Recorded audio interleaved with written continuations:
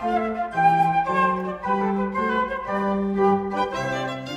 you're thinking of videoing your vote. I'm David Ardia, Director of the Citizen Media Law Project at Harvard's Berkman Center for Internet and Society. Before you take your camera and head out to a polling place, there are a few things you should keep in mind.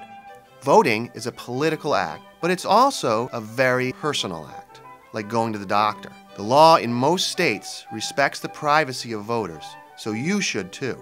And where you and your camera are can make a big difference. Here are 4 tips to avoid being kicked out, fined, or worse when videoing your vote this November. Say you want to shoot video inside your polling place.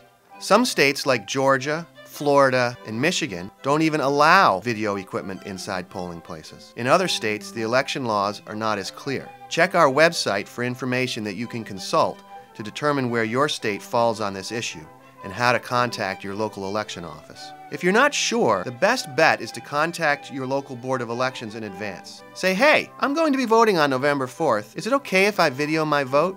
Can't hurt to ask. Even if you are permitted to video inside, you still need to be sensitive to the voters around you, and that means being discreet.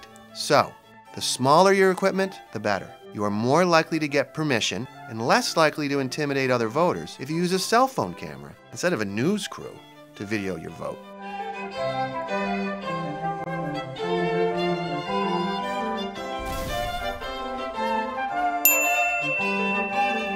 And don't hang around the polling place after you're done either.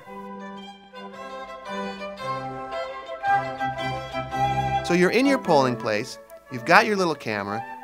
There's just one more thing. Now obviously, you're not trying to freak people out.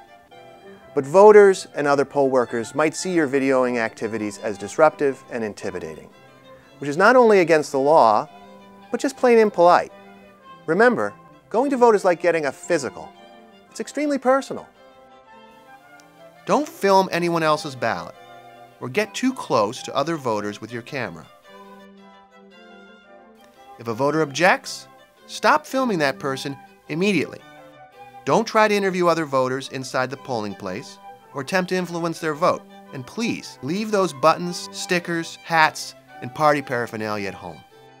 Maybe you're itching to film from outside a polling place this November. Just be aware that many states have restricted buffer zones of around 100 feet outside the entrance. Again, check the laws in your state.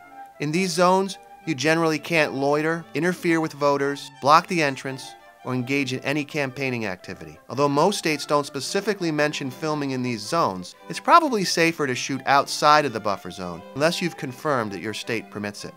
Outside the buffer zone, you can film freely. Use a larger camera and interview voters. If you're interviewing another voter, however, get their permission, either written or verbally on video.